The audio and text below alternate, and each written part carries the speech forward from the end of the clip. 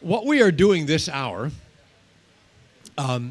is it's a time for storytelling, and the way we're going to do it, I've asked people to think about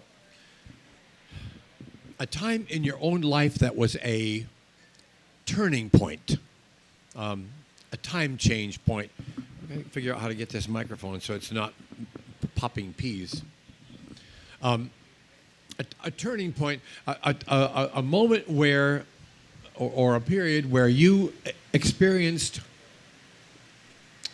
maybe a radical change, maybe incremental change, but a period when you knew that you were going to be different from where you had been. And we're going to have a microphone available to you so that you can, when it's time to tell a story, you can raise your hand. We'll get a mic to you. Tell that story, and then I will sing you your own song. But I want to begin like this. This is called There's a Turning.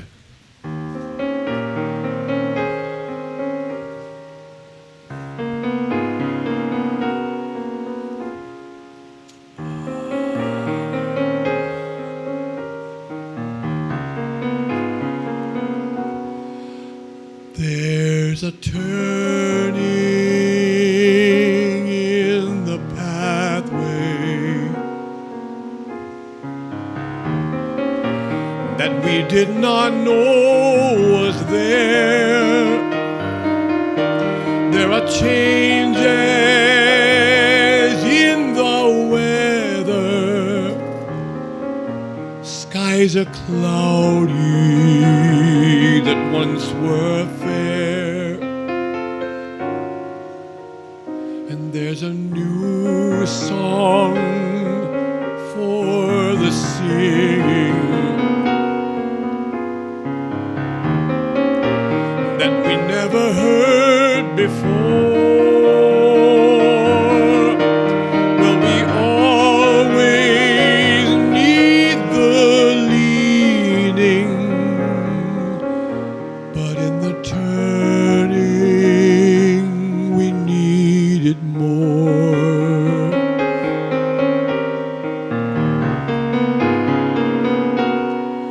We are frightened of the turning that we did not know was there. We are anxious about the changes we are feeling in the air, and we do not know the music to the song not sung before. Well, we always need the leading, but in the turning we needed more. Castles in the sand, washed away by the rolling tide.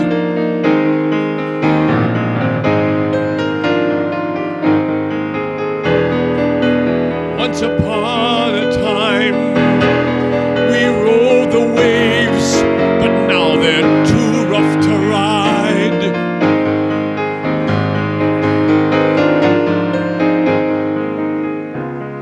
Once our walking was swift and sure, but now the guideposts are gone.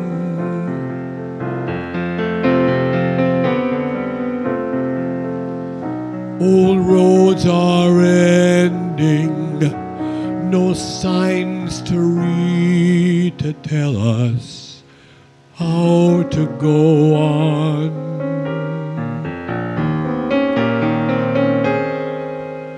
Hold my hand now, don't desert me while we're walking another mile at the turnings in the pathway. We will stop and lean a while,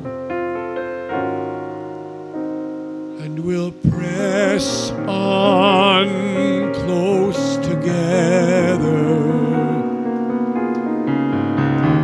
with Emmanuel in the lead, in the turning and the leading. We'll be learning, yes, indeed.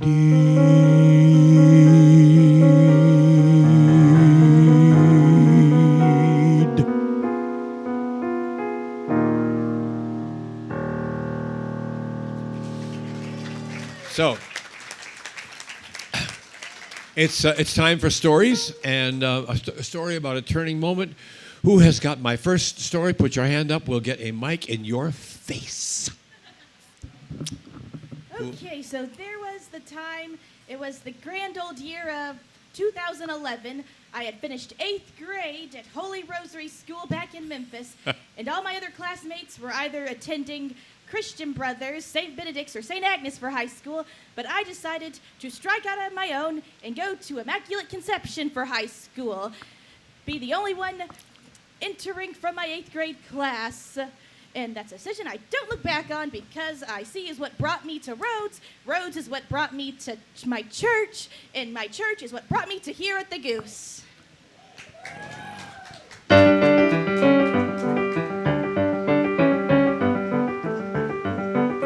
Don't you want to go where everybody's going?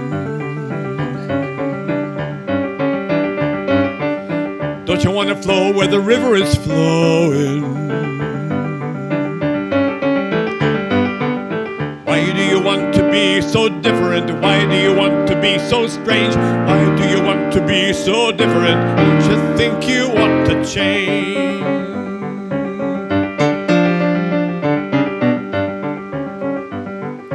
Don't you want to walk where everybody's walking? Don't you want to talk the way everybody's talking? What makes you so different? Why are you so stubborn? Why do you choose this path all on your own? Don't you know you'll be alone? None of us to help you out. We'll be having a wonderful time, and you're the one who'll be left out. Don't you want to change your mind? Leave your silly dream behind. Don't you want to go where everybody's going?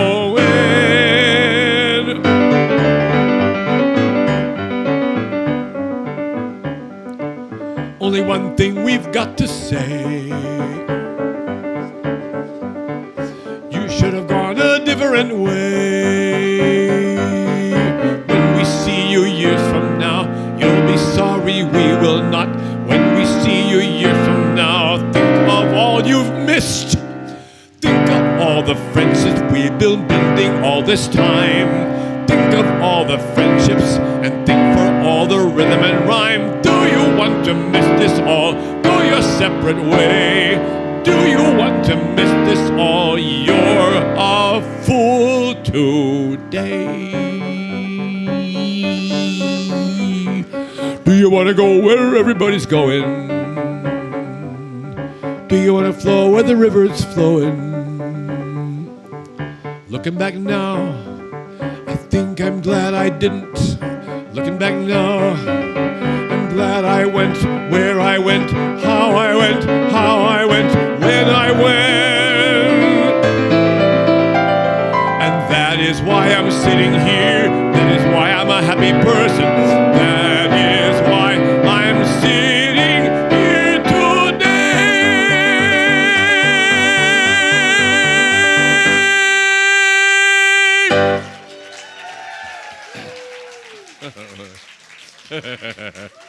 Oh, no, not bad for a start. Okay. Whew. Who is going to go next? Me. Me. Okay. My And- name is Debbie, and let me start this by saying that I've been a fan of Ken Medema since I was in college. And if you look at Ken and me, you will know that that was a long time ago. And when I found him at Wild Goose all those years later, I wept and sat and listened. And so when you hear me scream from wherever I am when I see him, I love you, Ken Medema! You'll know that it's real and authentic. But the story I want to tell you is not mine. It's hers. I was involved with a ministry that helped with large events for a specific ministry in New York City with a dear friend that I love and trust in ministry. And one year they needed help for a specific ministry at Christmas time, and I couldn't afford to go. And I had a friend at the time, my best friend, who grew up on the other side of the tracks and was living on the other side. And I told her I'd love to be able to help with this. She's my good friend, but I just can't afford it.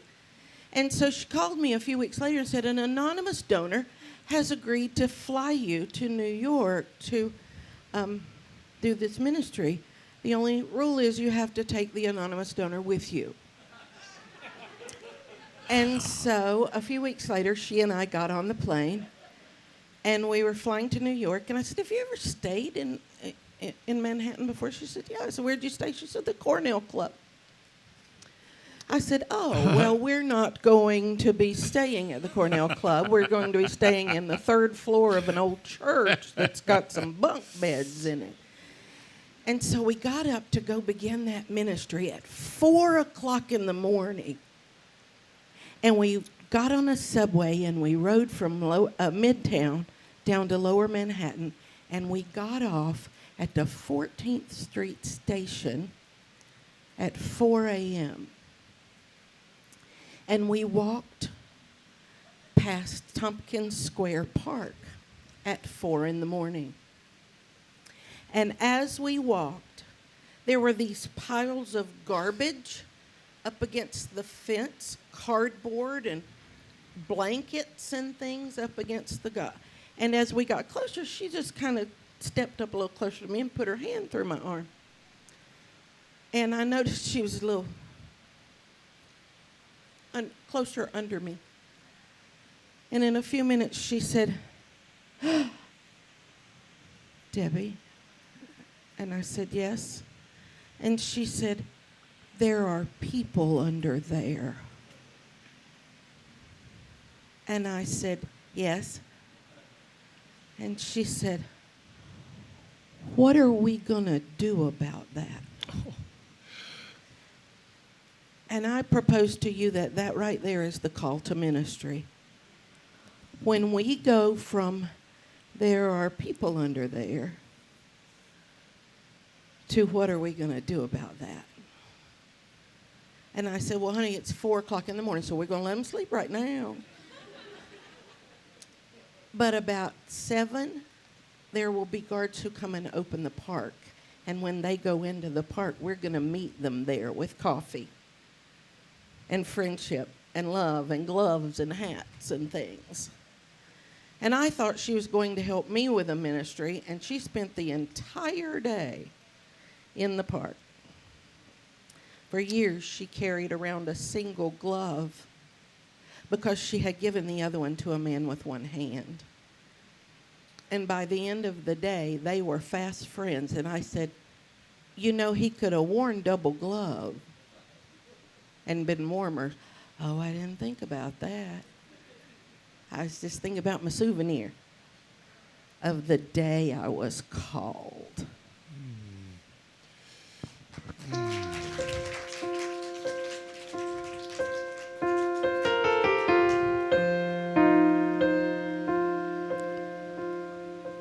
It's a long way from the Cornell Club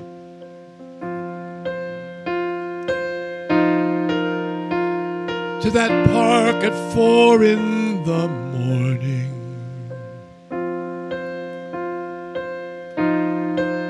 Something happens when the blinders come off. Something breaks the heart.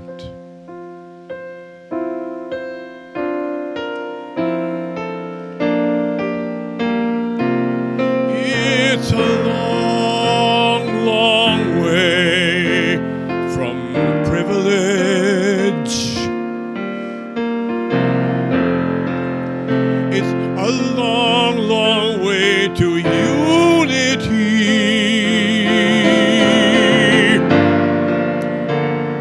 But when the hearing aids go on, that's when the heart is broken.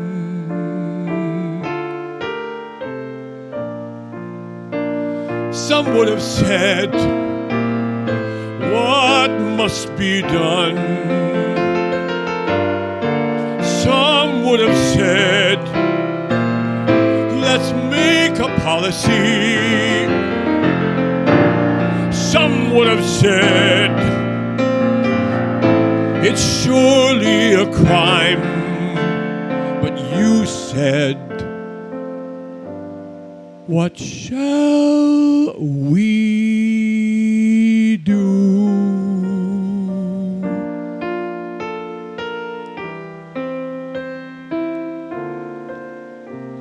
It's a long way from the Cornell Club to where you are today. But we in this room will be eternally grateful for a 4 a.m. in a New York park. And what are we gonna do? Here you are today.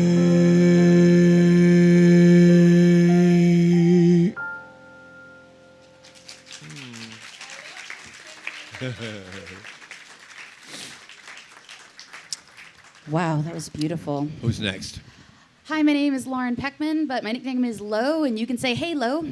Doesn't that sound nice? I'm going to briefly tell you how I woke up one morning last year an atheist, and I was an atheist for about a month. And the whole time I was like, this really doesn't work for me. I'm going to tell you how that came to happen.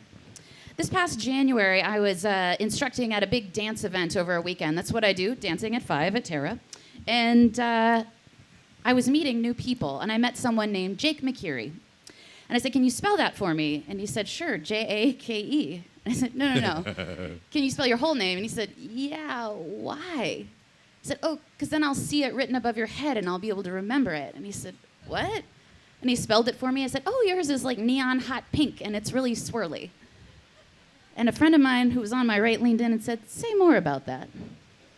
I said, okay, do you all want to hear what yours looks like? Oh, Claire, yours has real like gothic scrolls in it. That's nice. Ooh, sorry, Matt, courier new. But the tea is really good, really chunky tea, like really nice. He said, say more about that. Do you see other stuff like that? And I said, well, sure. Like when I was instructing the dance last night to the live music and live dancing, there's like this vibrating tendril from my heart to the musician's heart out between every heart of every dancer on the dance floor, and it has a certain vibration and resonance to it, and the color changes as the key changes and the tempo changes, and when we all change color and vibration at the same moment, then I know we're all in unison and everyone's having a good time. And my friend leaned toward me and she said, I think you have synesthesia. And I said, what? Like the rat from Ratatouille? I don't hear trombones when I eat cheese. What are you talking about? I do feel a resonance in the earth when I eat cheese, though. Is that not normal? And I went and did some research, and my friend, who was a brilliant librarian and in her kindness opened this door to me, said, read this beautiful children's book called A Mango-Shaped Space, and it's all about a little girl who has synesthesia and figuring out what that is. I read this book and I cried. Oh, yes. And I thought of all the times I was told to calm down and that I needed to grow up, and I had such a wild imagination, and to stop being so sensitive. Oh. I literally cannot. And I thought about all the times I was dissociating from my own life experience because I just needed to ignore my imagination and grow up.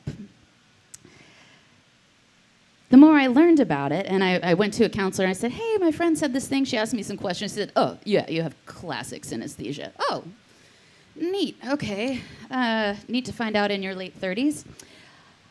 The more I learned about it, I learned about how in a season of grief, everyone can lose contact with some of their senses. Your food doesn't taste like anything. You can't smell the roses. And sometimes for people who have this extrasensory experience after a big event, you can lose contact with your synesthesia. It goes away for the time. But in 2022, I didn't know that. I didn't know any of that. In 2022, after 2 intense years of isolation with my former severely asthmatic fiance, he became intensely abusive emotionally and manipulation and all kinds of shit I don't want to talk about. And one day he sent an email after our 8 years together and left the country. And I never got a goodbye. Oh, God. And I woke up one morning and I couldn't feel the spirit resonating in the earth anymore. And I couldn't feel the spirit resonating in my heart anymore. And I didn't know why. I said, am I an atheist now? What has happened? I don't understand. The spirit has evaporated from my body. And for about a month, I toyed around with it and I said, this doesn't work for me. Beauty and meaning and mystery beyond paying rent and eating food and eventually dying. I need a beautiful story beyond that. Where did it go? Where did it go? And I taught at that dance event, and I learned this new word. And I learned that it does come back, sometimes slowly, sometimes sporadically, sometimes all at once. And how even when we can't physically, literally experience the spirit, it's not necessarily because the spirit isn't there. It's because maybe something terrible has happened, and it won't last forever. And yeah, I was almost an atheist for about a month, but that just didn't work for me. And I was like, I'm going to figure out why eventually. And about a year later, I did. So thanks for listening.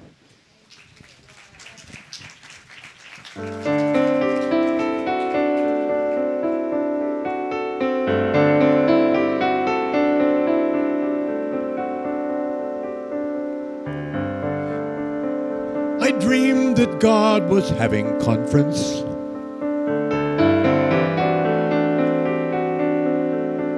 And there were all the heavenly beings. There were all the angels. There were all the saints gathered round the throne.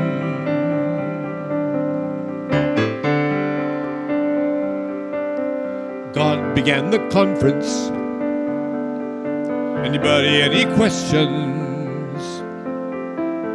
You've been peering round, looking at creation. Anybody questions? Someone popped up and said, why did you do it to her? Why did I do what? Well, why did you make her see sounds? Why did you make her make names of fire and threads and sparkles and jewels? Why did you make her hear the colors? Didn't you know it would put her at odds with so many folk? Oh, didn't you know it would would put her at odds with her friends. Didn't you know it would sometimes make her lonely? Didn't you know it might not come to such a good end? Why did you give her synesthesia? And in my dream, God leaned back, took a look around and said, here's the reason. I wanted to make some extraordinary humans and give them some gifts that most do not have. In short, I wanted to make someone in my image just a little more like me.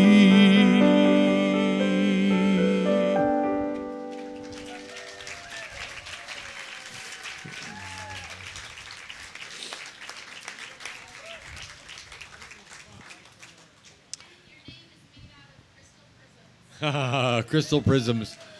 Now, I hasten to say, I am not a person who believes in an anthropomorphic male god.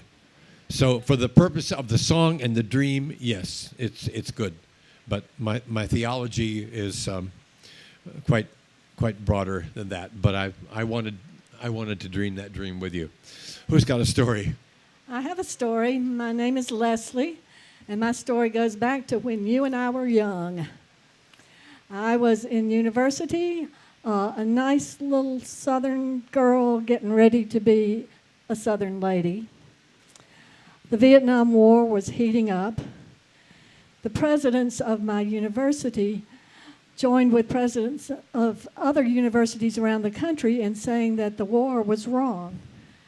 And I thought they were crazy. I also thought it was none of their business. And then I graduated from college and I got married. And my husband decided he was a conscientious objector. We were living in Columbia, South Carolina at the time. I thought he was crazy. Or more precisely, I thought he was lazy and maybe a little scared and just didn't want to be a soldier. But conscientious objector? Well, he was getting draft counseling from a man named Will Balk, who was a graduate student at the University of South Carolina. And he also was one of the founders of a coffee house called the GI Coffee House. Now, Columbia is the site of Fort Jackson, where all the soldiers were getting their basic training before going to Vietnam. And this coffee house, which was located a half a block from the state capitol building, served coffee, they had poetry, they served no alcohol, they had no loud music, but they provided draft counseling for soldiers from Fort Jackson who thought they might be conscientious objectors. Well, after this had gone on for several months, they got arrested under common law in South Carolina for operating a public nuisance. My husband was a journalism student at that point, and he went to have an assignment to cover their trial. So their trial lasted, I think, 2 or 3 days. And he was sitting in the press box, and the jury went out.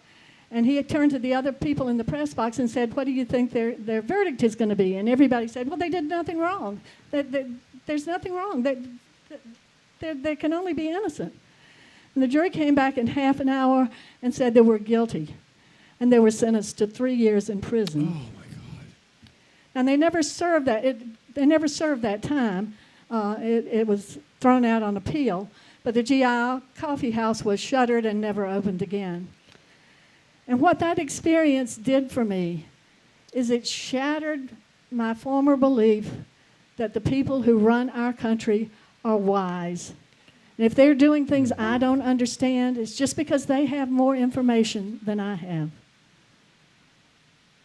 And once that illusion shattered for me, my whole life changed.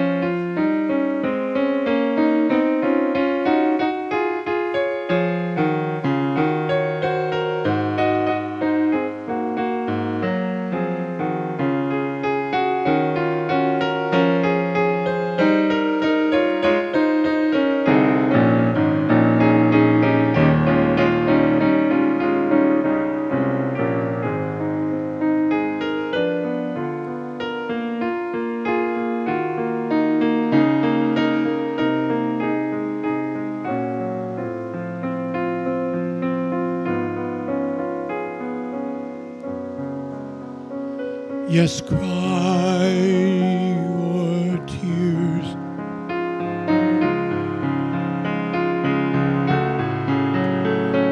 When you realize it's not what you thought it was. We weren't going where you thought we were going, and now you look at the world with disillusioned eyes. All they were saying is give peace a chance.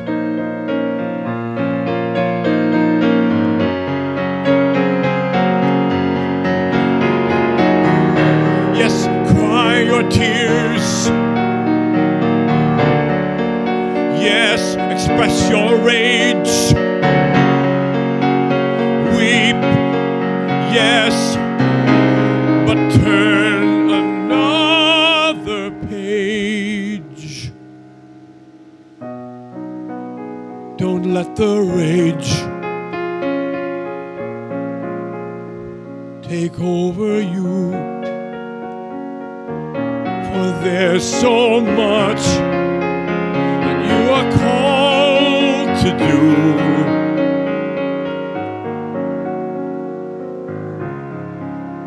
Now what you know means you'll never go back. Now what you know is you're on a different track. There is work for you, and there is work for me. And in the midst of all the tears, we know the work is here. A gentle, angry people, like we sang so long ago when we sang all we are saying.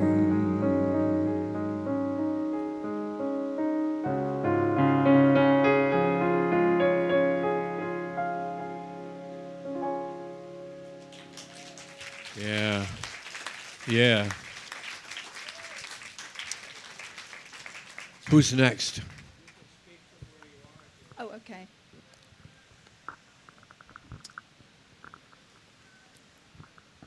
Hi, I'm Susan Vickery Mercer, and this is a story from the early 90s. I was going down the road in rural northeastern North Carolina, and I passed by a elderly African-American woman hoeing outside a beautiful garden. I love gardens. Hoeing in a beautiful garden, butt stuck straight up in the air, and beautiful old bonnet and dress on. And I thought, I really would like to meet this woman. But as I just made the decision going by, I thought, well, no, that's kind of presumptuous. I don't want to invade on her space and all that. So I drove a couple miles down the road, and I said, no, I just really want to meet her and hopefully not be imposing on her. So I made a U-turn, turned back, drove up, and I got out of my car, and she was looking at me, and I said, well, hello, I'm Susan Vickery at the time. And she said, well, hello, I'm Susan Mosley. And she stuck her hand out and gave me a hug. And it was just an immediate connection. I just felt really deeply toward her. And we just got to talking, and she said, well, I hoe every day, biding my time, waiting for the train. And she said, you see this garden here? If anybody ever comes up and they don't have enough food, they can have whatever they need that I have. And she did live by very meager means, as far as month to month. And I learned so much from her generosity, her faith. She said, if you ever come up here and you hear somebody talking in the house, that's me on my knees talking to the Lord.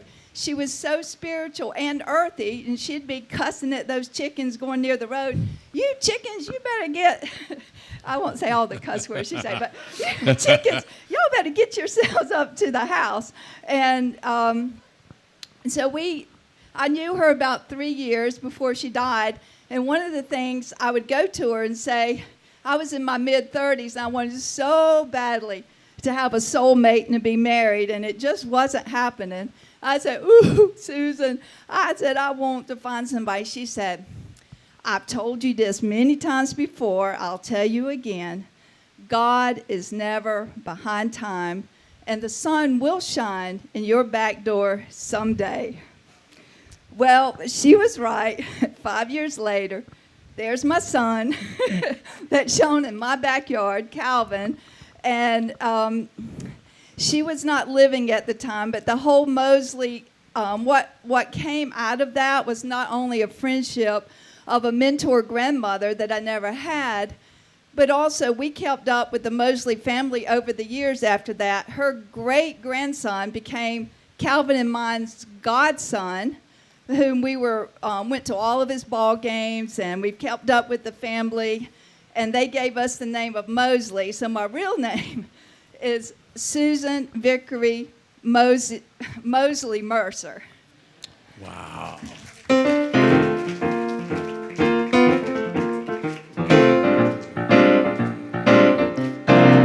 Now we got trouble in the country, and I'm gonna tell you why. We got trouble in the country. I'm gonna tell you why.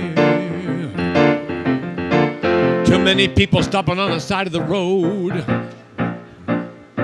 bidding procedure goodbye.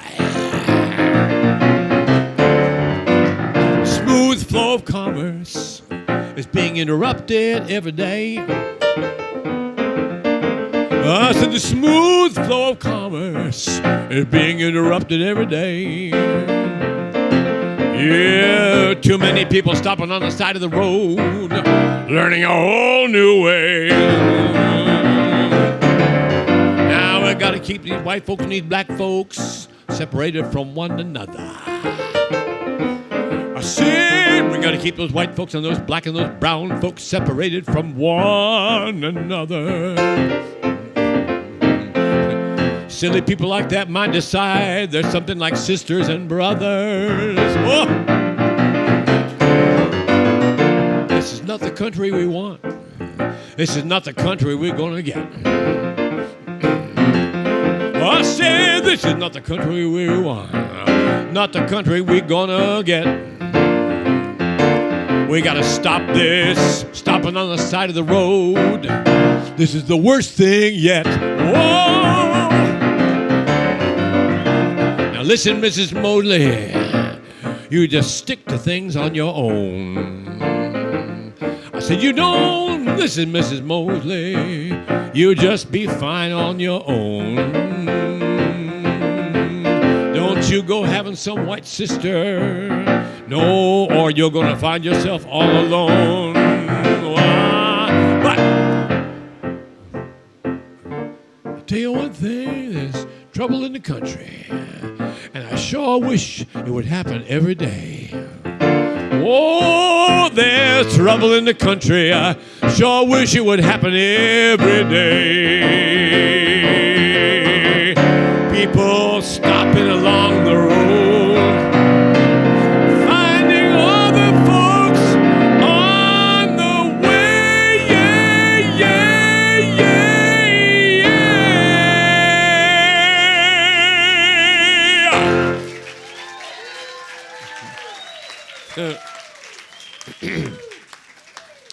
Susan Murphy, you're a troublemaker. That's all I can say. You're a troublemaker.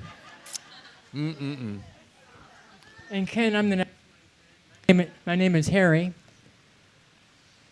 Hi, everybody. I can tell you, it was mid-afternoon on June 3rd, 1976, my life changed. A doctor came and told me I had incurable cancer. And I was involved with sports. I was involved with my church. We sang Ken Medema songs in youth group. Oh, dear. Yes, we did. I'm still here. Still here. And I thought my life was over. And operation after operation, radiation treatment, all the things you can think of to keep me alive. And lo and behold, I kept living every day, kept living, and I thought my life was going to be playing baseball, be a coach after my playing days were done, Division I and all that. That was my trajectory until June 3rd, 1976. June 3rd, 1984 was my first day as a Presbyterian pastor. I changed my life to another road and took that pathway. Every year I go back for checkups, and one nurse said, you know what, it looks like that radiation is a gift that keeps on giving because it has effects even to this day. It keeps progressing. And I thought, woe is me, until I realized my life as a pastor. And I look at that phrase now as that day in 1976 was a gift that now I understand keeps on giving, and how important that day was that my life changed trajectories. And often I have bad days, but often I have good days, and I say, I am so, so grateful for a gift that keeps on giving.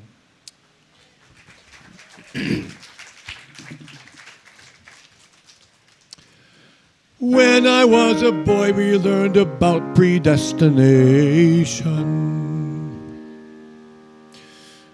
We learned that we were all elected to a place. We learned that things were preordained, and I did not believe it. But now I'm starting to wonder, was I missing something I should not have missed? You had a plan for your life,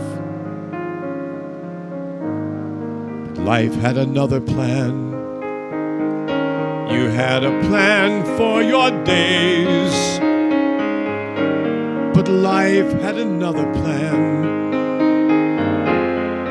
It took life a little time to tap you on the shoulder and say no and yes.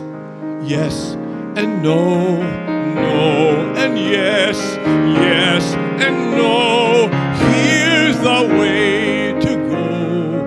Here is where you're bound. You had one plan for your ways. Life had another plan for your destiny.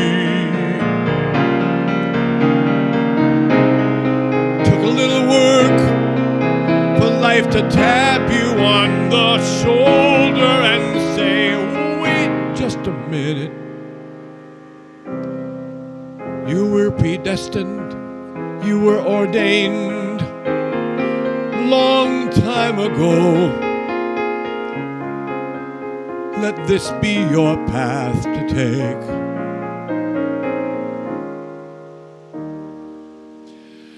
Now, when they told me all about the thing predestination, I told them all, you must be wrong, 'cause I have a free will. And the more I think about it, somehow it all must come together. Plans, freedom, choices, will, destination, all of that coming together in one glorious moment of understanding. So may it keep going well. And if you ever doubt the course, and think of this. When I was a boy, they told me about predestination. I think I see it working here and now.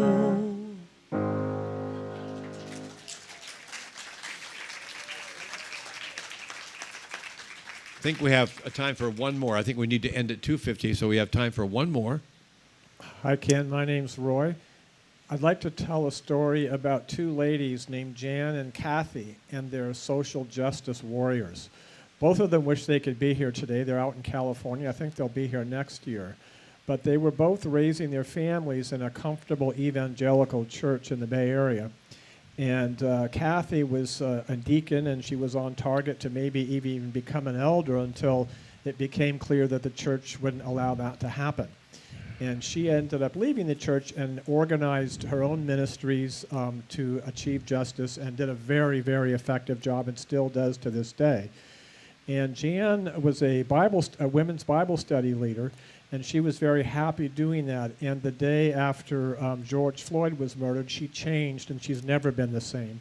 And she's started a newsletter called Hearts for Change, and she's followed and pursued justice and has been very active and motivated a lot of other people.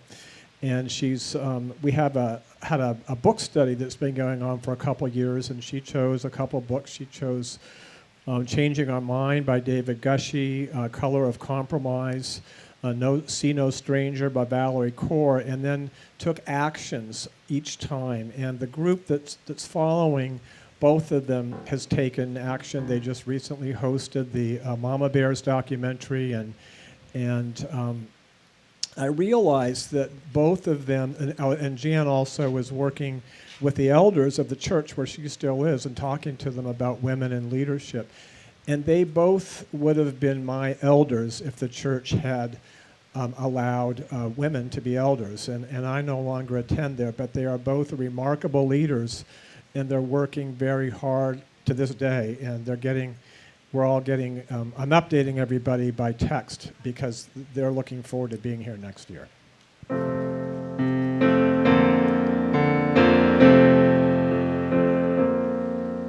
And I'm weeping for that church, and I'm praying they can change. God, I'm weeping for that church to have its DNA rearranged. I hope you keep on talking and look them in the eye. And I hope you keep on walking where it's easy for them to spy. Oh, I weep for that church, like so many we have known, that have forced us out the back door and said, you're just going alone. Maybe all of us have churches like that, for which we weep and cry, and I sure hope we walk close enough that it will be easy for them to spy. Oh, church of my childhood, how I long to see you renewed. Oh, church of my childhood, how I long to see you turn. Oh, church of my childhood, what you've said in recent days, you've called gayness a sin, and you've written it on your mantle. And sometimes I want to rage, sometimes I simply want to weep.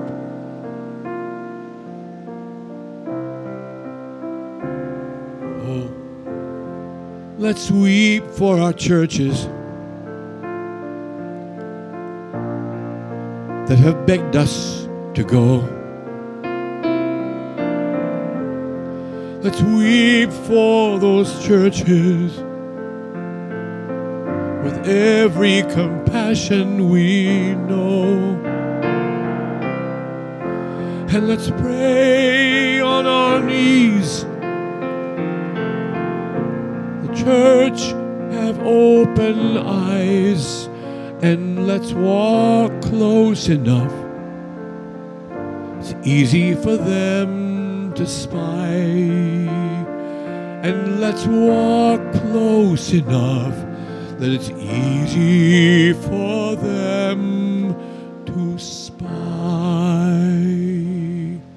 Thank you all.